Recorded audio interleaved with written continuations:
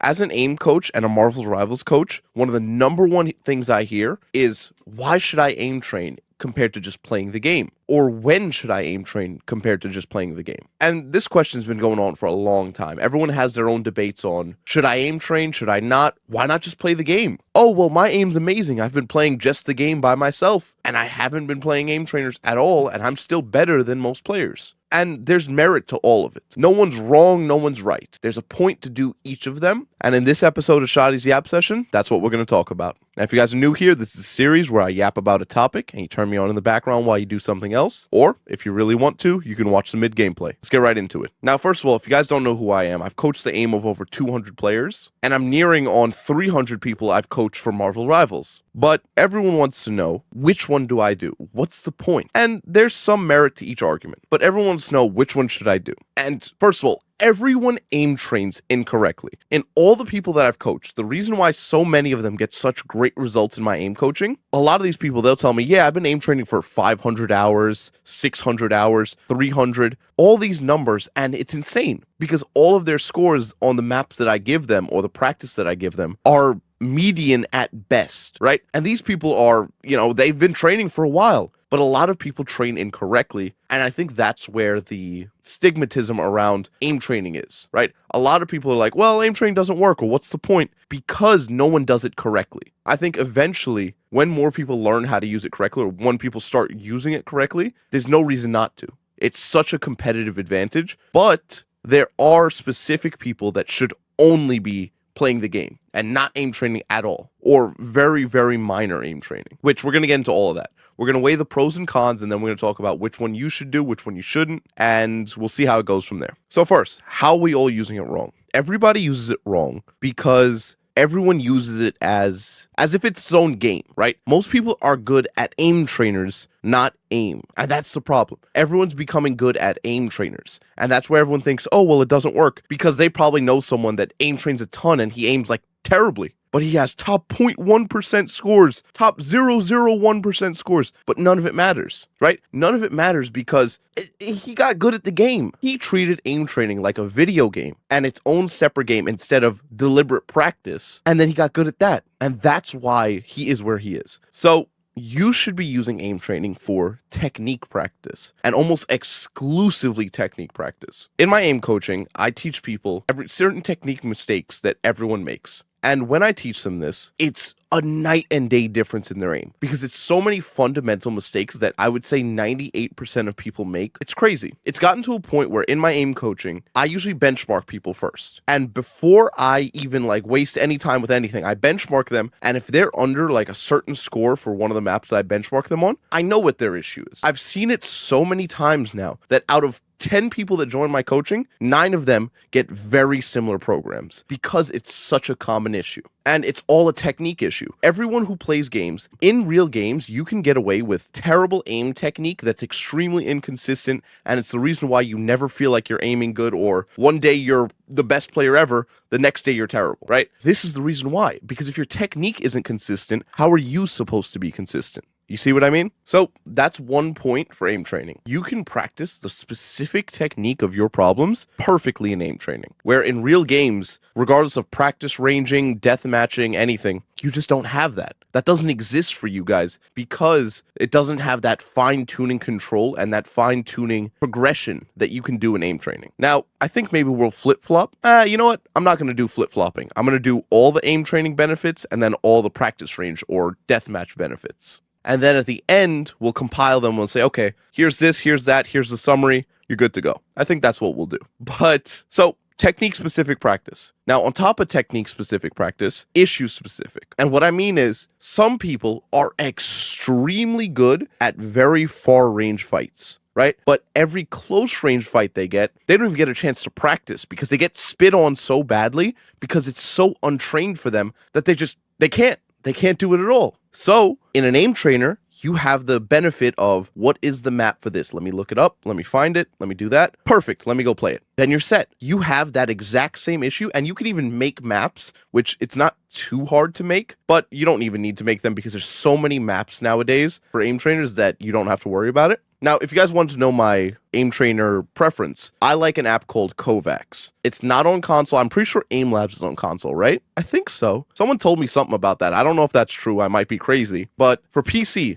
Kovacs, it's on Steam. It's only like $5 or $10. Pretty cheap game. The best. By far the best. And it's the one I actually coach on because I know all the maps so well that I can give you a very tailored program based on your issues, based on your skill level. I actually just coached a Faceit level 10 CSGO player. So that was fun. But I would recommend you guys use an app like that. An app that already has some kind of progression. But don't get it twisted. When I first started playing PC, I'm going to date myself here. I'm 24. But, I'm 23, my bad. I'm 23. 24 this year. But I had a map. I used to go on YouTube and look up aim training, basically. And when I first got my PC, and when I was like 16, I built my own PC at 16. I wanted to get good because I was garbage. I had like that Red Dragon bundle mouse that you could find on Amazon and the Red Dragon bundle mouse keyboard and all that with like a 60 hertz monitor, some like Dell garbage. Bro. And I was playing R6, Rainbow Six Siege. And I was trying to hit like high rank. This was before any other ranks except for Plat, Diamond, all that were a thing.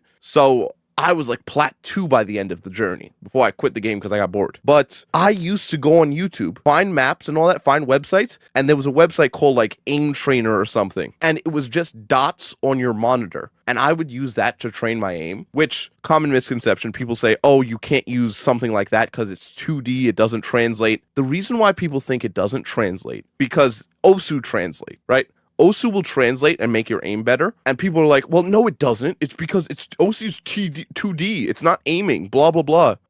Most of those people, in my opinion, don't know or don't understand aim fundamentally. Now, I think there's some merit to it in terms of what it helps with aim, but it does help aim. And what I mean is, if you master the art of seeing something on your screen and clicking it, don't you think that that would translate, at least to some extent, seeing something on your screen in a 3D model and then clicking it? I think of course it would, right? Because aim, in my opinion, is hand-eye coordination. I think most of the best aimers agree with that as well, because there's a joke in aim training that muscle memory is a myth. Muscle memory doesn't matter. You can change your sensitivity as much as you want and still perform well. And I've proven this in my aim coaching. I usually have people that ask about that. And I put on a sensitivity randomizer that's constantly changing my sensitivity. And then I play a map for them. And I show how I still score in the top 99%, right? I still score with the best of the best with a completely random sensitivity.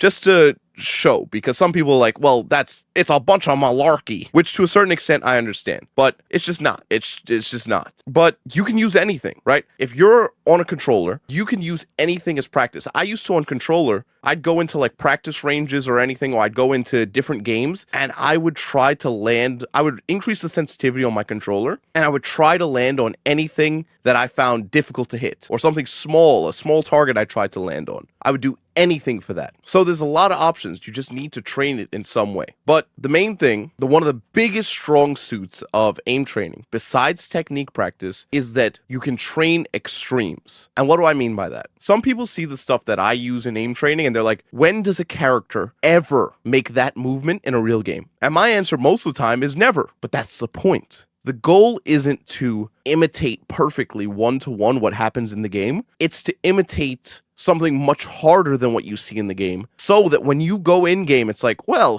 this is easy. I've done 20 times harder than this in my sleep. So now I can close my eyes and track you or follow you or shoot you because I've trained those extremes. It's like working out. If you hit a bench press at 305, after you do that, 225 becomes a warm-up. It's like, well, just let me go through it. 20 reps of this really quick. 135 is a joke. You know, it's like, you kidding me? And then the bar is like, bro, I can play catch with this. I'll throw it, flip it, punch it, whatever. But that's the same thing, right? With 305, come on. That's ridiculous for most people, right? But you hit 315, everything else is a joke. It's even real life, pushing someone. Let's just like put it in a real life application. You push someone, you send them to the shadow realm. You like break bones on impact after benching 315. Or at least that's what we wish happened. But yeah. So it's about training extremes, not just training the regular. training the same thing we see. But what about practice range? Why should you just practice in the real game instead of, oh, well, you know what? Let me aim train. There's actually a lot of good merit for it. But I think there's only a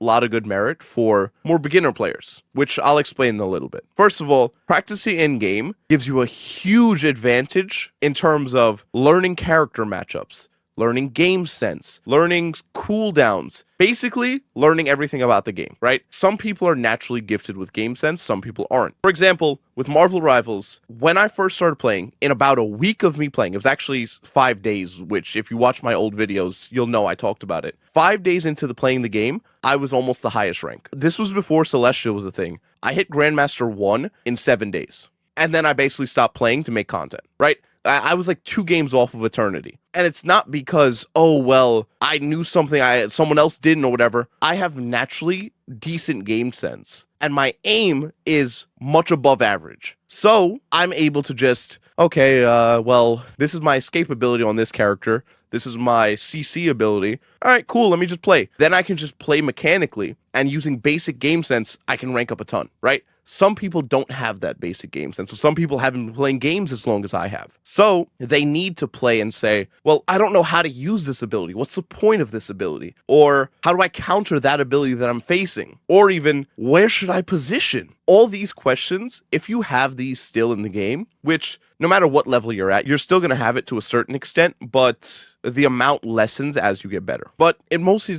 depends on your skill level, right? If you need that practice, if you need to understand the game fundamentally, 1,000,000% play the game. In my opinion, the best thing I've taught people, like, for example, earlier I talked about the Faceit level 10 CSGO player. For him, number one thing I said, play the game. If you want to get good at game A, play game A. Forget about aim training. Forget about everything. Just play the game. That's where everyone makes a huge mistake. They're like, oh, well, I need to aim train. I need to do this. No, you don't. You don't. Most of the best players get insane without aim training. But there is a caveat. There's a but. When you're playing, you need to be focusing on everything. There's a certain play style that I teach, or like thought process that I teach, that all the best players do. It's pretty much like the self-reflect method, which it sounds self-explanatory, right? Like, duh, self-reflect.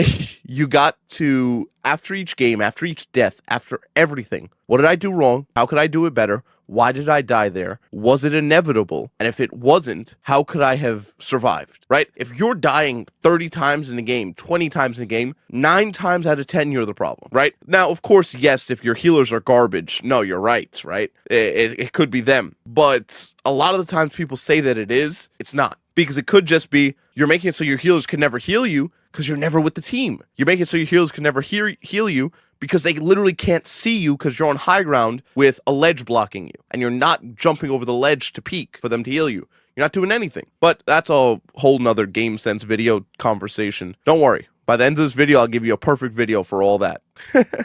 But if you're going to focus on one game, I still recommend you aim train a little bit. How should you aim train? Well, first of all, if you don't know, I taught an aim class in Gosu Academy last month. And in this aim class, I taught the exact technique that I told you earlier. Out of 10 people, 9 people make that mistake. So if you want to find that, go to the link in the description and join Gosu Academy for an entire month for completely free, because all the lectures are recorded, so you guys can go see that there. Or you can go in the description and get a full custom coaching session with me. Now, before we keep going into aim training versus in-game practice, I think this is a good time for the middle of the gap. And if you guys don't know what that is, it's the part of the video where I usually talk to the audience. And if you want to skip it, I always leave timestamps. Let's get right into it. First of all, I'm so sorry. I know I disappeared. Life has been hell. Everything's been hell. And I also got demotivated from creating content because the videos just haven't been performing that well. And they've been performing a lot worse because the state of the game. You know what I mean? Everyone's like, oh no, here's the Chrono Shield problem now. Or oh no, Smurfs. Or EOMM or this or that. And it just, it sucks for me because it's my job, you know? It's like, if everyone hates the game, or if everyone doesn't want to learn how to get better at the game, I need to reinvent my content. I need to think of a new way to make it that people will enjoy. Now, I think this video is a pretty good one. I think it's a very good idea for the video, because this is the oldest question ever. Everyone wants to know aim training versus in-game practice. Everybody. Or at least everyone has some kind of an opinion on it. You know what I mean? But Hopefully it does well. I hope it does, because that would be good, very good for dopamine. I ain't gonna lie. But I love you guys. I'm sorry for disappearing. Hopefully, fingers crossed, I don't know, no promises, I will be back to uploading a lot, uploading good videos consistently. But if you guys have any ideas to pivot my content, or how to pivot, or what you'd like to see me make, let me know. I might make a second channel to play like horror games, because I always loved playing horror games, because I'm a pansy. Bro, if you saw the facial expressions I make while I play horror games, it's absolutely insane. My timbers are shivered the entire time. I'll see like a coat rack and I'll piss. Yeah, we'll see. We'll see. I think it'd be fun. I think the only problem with it would be whenever you make a new channel, it takes some guts to start posting, because it's like, oh, what if nobody likes it? No.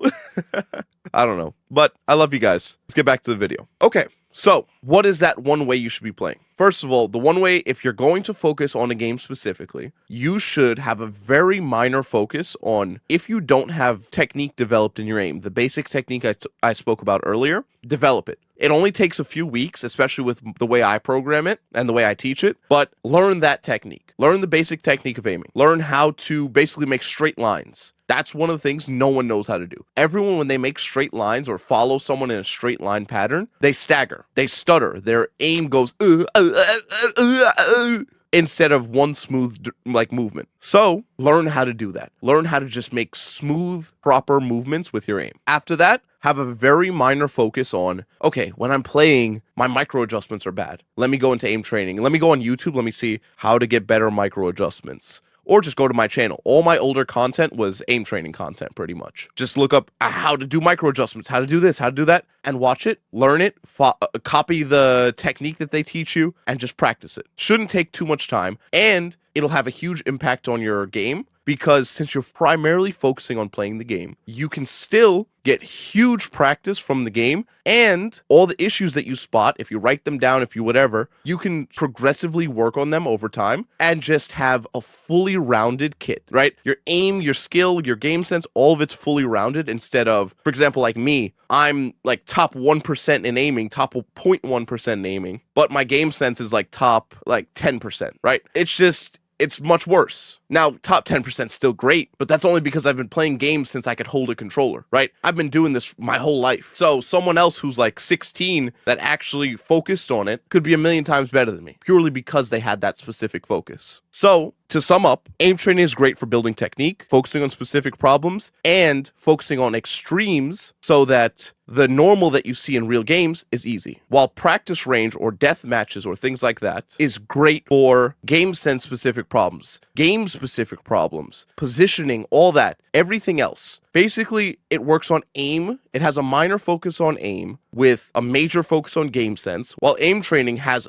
a major focus on aim and zero focus on game sense. So they each have their place. But if you guys want to know one big secret that I've been utilizing, manipulate your sensitivity. What do I mean by that? The program that I give people is super fast sensitivity, which if you don't know what super fast is, we'll talk about that later. But super fast sensitivity for 2 days, super slow sensitivity for 2 days, cycling that over and over while you're practicing your aim. Now, like I said, aim is hand-eye coordination, not muscle memory, but this method works so well. It's such a good method for practicing your aim. And the reason why is, have you ever worked out and you pick up a 30-pound weight or 40-pound weight and you curl it, then after you put the weight down, you go touch your keyboard or your mouse or something, or lift anything up, it feels 20 times lighter than it did before. And it's all about perspective, right? Like I spoke about earlier, practicing extremes. If you practice the extreme of super fast sensitivity, when you go back to your main or your old main, it's easy, right? It's child's play. So this also works for console, but console, you only want to increase it. You don't want to decrease it, because slow sensitivity on console teaches you nothing. Slow sensitivity on PC teaches you how to use your arm more, how to be faster with your aim, things like that. Now, if you want to know what fast is or what slow is, I'm going to be making a sensitivity guide for Marvel Rivals in the near future, so make sure you subscribe for that. And if you guys like free stuff, you can get free coaching for Marvel Rivals at Gosu Academy in my link in the description. And now that all your aim questions are answered, check out this game sense video for 44 minutes of pure knowledge that I learned from coaching from bronze players all the way up to eternity. I love you guys. Have a good one. God bless you.